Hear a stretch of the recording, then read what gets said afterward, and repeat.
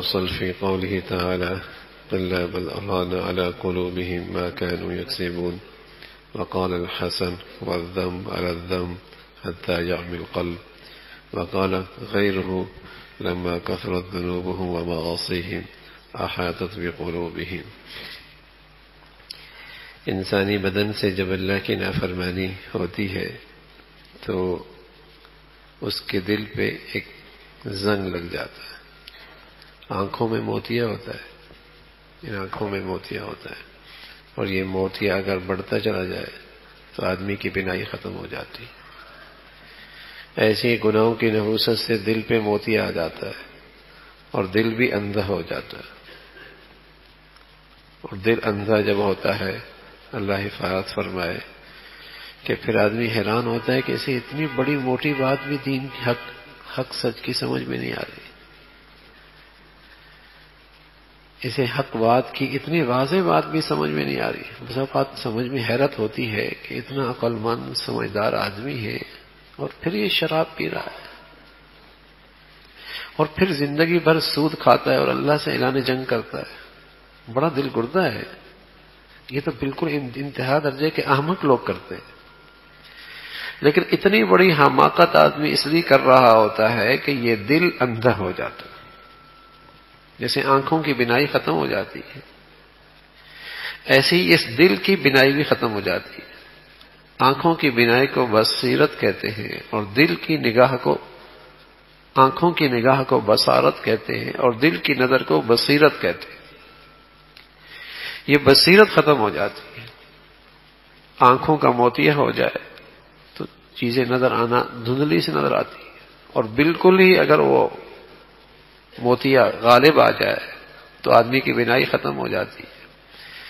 تو ایسی اللہ کی نافرمانی سے دل پہ موتیا آ جاتا ہے اور آہستہ آہستہ وہ دل بالکل سیاہ ہو جاتا ہے, اس کی بصیرت بالکل ختم ہو جاتی ہے, اندھا ہو جاتا ہے. جسے اللہ نے یوں فرمایا کلا بل ران علی قلوبہم ما کانوا یکسبون, کہ ان کے دلوں پہ زنگ آ گیا. اور یہ حسن بصری رحمۃ اللہ علیہ فرمایا کرتے تھے, یہ گناہ پر گناہ کی نحوست ہوتی ہے کہ دل آدمی کا اندھا ہو جاتا ہے, کچھ نظر نہیں آتا, کچھ سمجھ نہیں آتی ہے اسے. اور ایسا کر رہا ہوتا ہے کہ آدمی کو حیرت ہوتی ہے کہ سمجھتے بوجھتے یہ سب کچھ کر رہا ہے, سمجھتے بوجھتے یہ سب کچھ کر رہا ہوتا ہے اور وہ کر رہا ہوتا ہے. ایک ساتھی ہم سے کہنے لگے یہ تو عربی جانتا ہے اور قرآن عربی میں ہے, تو پھر بھی یہ ایسی حرکتیں کر رہے ہوتے ہیں. قرآن تو عربی میں ہے اور یہ عربی بھی جانتے ہیں, پھر بھی ایسی حرکت کرتے ہیں. تو میں نے عرض کیا ابو لہب بھی تو عربی جانتا تھا, ابو جہل بھی تو عربی جانتا تھا. ہاں, تو صرف عربی جاننے سے تو کچھ نہیں ہوتا اور قرآن سمجھنے سے تو کچھ نہیں ہوتا. جب دل ہی اندھا ہو جائے تو پھر ہدایت کیسے ملے گی؟ گناہوں کی نحوست سے, اللہ کی نافرمانی سے آدمی کا دل اندھا ہو جائے, ایسی حرکتیں کرتا ہے کہ بس اوقات حیرت ہوتی ہے کہ یہ کیسے کر رہا ہے. تو اس کی وجہ قرآن نے ہمیں یہ بتائی ہے, اللہ کے نبی نے یہ بتائی ہے کہ گناہوں کی نحوستوں سے آدمی کا دل اندھا ہو جاتا ہے. چوری کرنا کتنی بری بات ہے, لیکن آپ بتائیے کوئی آدمی مسجد سے چوری کر رہا ہو تو یہ جو مسجد سے چوری کر رہا ہے اور مسجد میں ڈاکہ مار رہا ہے اور مسجد میں اللہ کا حکم توڑ رہا ہے, یہ کیا ہوتا ہے؟ یہ انتہا درجے کی جو حماقت اس لیے ہونے لگتی ہے کہ گناہوں کی نحوستوں سے اس کا دل اندھا ہو چکا ہوتا ہے, کہ ایسے ایسے کام آدمی کر رہا ہوتا ہے کہ آدمی حیران ہوتا ہے کہ یہ سمجھتے بوجھتے عقل رکھتے پھر یہ حرکت کر رہا ہے. اس کی وجہ گناہوں کی نحوست اس درجے کی ہو جاتی ہے کہ آدمی کی بصیرت بالکل ہی ختم ہو جاتی ہے. تو گناہوں کا ایک بڑا اثر ہے, آدمی کی عقل کام کرنا چھوڑ دیتی ہے, آدمی کی عقل صحیح نتیجہ دینا چھوڑ دیتی ہے, آدمی کی عقل صحیح سمجھنا بوجھنا چھوڑ دیتی ہے. یہ گناہوں کی ایک نحوست ہے. المعاصی تفسد العقل, کہ گناہ آدمی کی عقل کو خراب کر دیتے. آدمی دنیا کے معمولی حاکم سے دشمنی نہیں مول لے سکتا اور سمجھتا ہے کہ اگر اس سے دشمنی مول لی نہ یہاں سکون سے رہ سکوں گا نہ کاروبار کر سکوں گا. اب بتائیے کوئی آدمی اللہ سے دشمنی مول لے جو بادشاہوں کا بادشاہ ہے، تو بتائیے کس درجے کی کم عقلی ہوگی اور کس درجے کی حماقت ہوگی. لیکن یہ انسان کر رہا ہوتا ہے کیونکہ گناہ نے اس کی عقل خراب کر دی ہوتی. آدمی کے اندر تھوڑی بہت ہی سمجھ وہ نا، میاں چھوڑ دو یار، اس سے کون دشمنی مول لے، جو ہو رہا نا وہ بھی نہیں ہوگا، جو زندگی ذرا سکون سے نا وہ بھی ختم ہو جائے گی. کیوں؟ یہ با اختیار آدمی ہیں، اور یہ تو سارے بونے ہیں، ان کے اختیارات بھی کچھ بھی نہیں ہیں، اور وہ بادشاہوں کا بادشاہ ہے، اور کوئی شخص اس کی نافرمانی اور اس سے دشمنی مول لے تو بتائیے اس سے بڑی کم عقلی کیا ہوگی اور اس سے بڑی حماقت کیا ہوگی. لیکن انسان کر رہا ہوتا ہے، اور یہ حماقت اس لیے کر رہا ہوتا ہے کہ گناہوں نے اس کی عقل خراب کر دی ہوتی ہے، اس کی عقل نہیں رہتی. تو اس لیے فرمایا المعاصی تفسد العقل، ان المعاصی تفسد العقل فإن للعقل نورا والمعصیۃ تطفئ نور العقل ولا بد. اس لیے کہ عقل میں ایک روشنی ہوتی ہے، اور گناہوں کی جو ظلمت ہوتی ہے وہ اس روشنی کو ختم کر دیتی. عقل ایک نور کا نام ہے، ایک جسے کہیں کہ روشنی کا نام ہے، لیکن گناہ ایک ظلمت کا نام ہے، ایک اندھیرے کا نام ہے، اور یہ ظلمت اور یہ اندھیرا عقل کے نور کو ختم کر دیتا ہے. فَإِذَا طُفِئَ نُورُهُ ضَعُفَ وَنَقَصَ. اور جب اس کا نور ختم ہو جاتا ہے تو اس کی عقل کمزور ہو جاتی ہے، اس کی عقل ناقص ہو جاتی ہے، اور اس کی عقل میں فساد آ جاتا ہے. تو سچی بات تو یہ ہے کہ گناہ کرنا خود ایک کم عقلی کی بات ہے، نافرمانی کرنا یہ خود بڑی کم عقلی کی بات ہے. اس لیے کہ آدمی کی وہ گھڑی زندگی کی منحوس ترین گھڑی ہوتی ہے جس گھڑی میں وہ اللہ کی نافرمانی کر رہا ہوتا ہے. منحوس ترین گھڑی ہے اس کی زندگی کے جس میں وہ اللہ کا حکم توڑ رہا ہوتا ہے. تو اللہ کی نافرمانی کر لینا یہ خود کم عقلی کی بات ہے، اور پھر گناہ پہ اصرار کرنا، اور پھر گناہوں پہ فخر کرنا، اور بدقسمتی سے پھر گناہ اسٹیٹس بن جائیں، تو کس درجے کی کم عقلی ہے، کس درجے کی کم عقلی ہے. تو گناہ کا اثر آدمی کے دل پہ ہوتا ہے، آدمی کی عقل پہ ہوتا ہے، انسانی جسم پہ ہوتا ہے.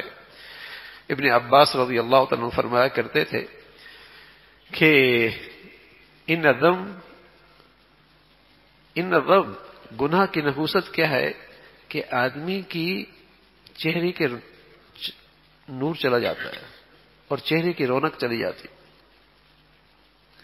اور فرمانے لگے گناہ کی نحوست کیا ہے، آدمی کی بدن میں طاقت نہیں رہتی، یعنی برکت نہیں رہتی، اس جسم سے کوئی مفید کام نہیں ہوتا. آج کے بچیوں کو دیکھو نا، جوان صحت مند کاہل سست، کچھ کرنے کا دل ہی نہیں کرتا، پڑے رہیں گے، اور بس اوقات کمرہ بند کر دیا گھنٹوں اندر پڑے رہ گئے. کیا جی؟ ڈپریشن میں، ڈپریس ہے. تو یہ گناہوں کی نحوست ہوتی. جیسے آدمی کی بدن پہ کوئی بھاری چیز گر جائے نا تو آدمی کے لیے نیچے سے اٹھنا مشکل ہوتا ہے. ایسی روح پہ جب اللہ کی نافرمانے کے وزن پڑتا ہے نا، گناہوں کا جب وزن پڑتا ہے، تو اس روح کی اس وزن کی وجہ سے آدمی کی صحت میں اور آدمی کے جسم میں کاہلی، سستی، نکما پن، کسی کام کا نہیں، نہ دنیا کا نہ دین کا، نہ دین دنیا کسی کا نہیں رہتا. وہ گناہوں کی نحوست ہو سکتی. حضرت ابن عباس رضی اللہ عنہ فرمایا کرتے تھے گناہوں کی نحوست کیا ہے، ہمیشہ اسے زندگی کے معاملات میں تنگی آنا شروع ہو جاتی، رزق کے معاملے میں تنگی آنا شروع ہو جاتی. حضرت ابن عباس فرمانے لگے رضی اللہ تعالیٰ عنہ، گناہوں کی نحوست یہ ہے کہ محبتیں نفرتوں سے بدل جاتی ہیں. جو اس کی تعریف کر رہے تھے وہ اس کی مذمت کرنے لگ جاتے ہیں. سلیم الفطرت لوگوں کے دلوں کے اندر اس کے لیے محبت نہیں رہتی. اور یہ بات قرآن نے بھی بتائی ہے، قرآن نے بھی بتائی ہے. فَأَغْرَيْنَا بَيْنَهُمُ الْعَدَاوَةَ. عداوت تو ہمارے یہاں اردو میں بھی استعمال ہوتا ہے، عربی میں بھی عداوت استعمال ہوتا ہے. فرمایا گناہ کی ایک نحوست یہ ہوتی ہے کہ ان کے اندر عداوتیں رواج پاتی، نفرتیں رواج پاتی. کون سا گھر رہا ہے، کون سا خاندان رہا ہے، کون سا اجتماعی ماحول رہا ہے جہاں یہ کانٹے موجود نہ ہوں. اور وجہ کیا ہے؟ کون سا گھر، کون سا معاشرہ ایسا جہاں اللہ کی نافرمانی نہیں ہو رہی ہو. ان نافرمانیوں کی ایک نحوست یہ ہے کہ محبتوں کی فضا اور محبتوں کا ماحول اور محبتوں کی مٹھاس سے وہ ماحول محروم ہو جاتا، دل خراب رہتے ہیں، کینہ ہے، بغض ہے، خلوص نہیں ہے، صرف فلوس ہے، بس خلوص نہیں رہا۔ تو یہ گناہوں کی نحوست ہے، تو گناہ کا اثر دل پر بھی پڑتا ہے، عقل پر بھی پڑتا ہے، گناہ کا اثر فضا اور ماحول میں بھی پڑتا ہے کہ محبتیں روٹھ جاتی ہیں اور نفرتوں کے کانٹے اگنے لگتے ہیں۔ اللہ رب العزت اس گندگی سے اور اس نحوست سے ہماری زندگیوں کو ہمیشہ محفوظ فرمائے اور نیکی اور تقوی والی زندگی عطا فرمائے۔ اللہم لک الحمد کلو ولک الشکر کلو، اللہم لک الحمد کلو ولک الشکر کلو، اللہم اعنا علی ذکرک وشکرک وحسن عبادتک، اللہم اعنا علی ذکرک وشکرک وحسن عبادتک، نستغفر اللہ ونتوب الیک، نستغفر اللہ ونتوب الیک۔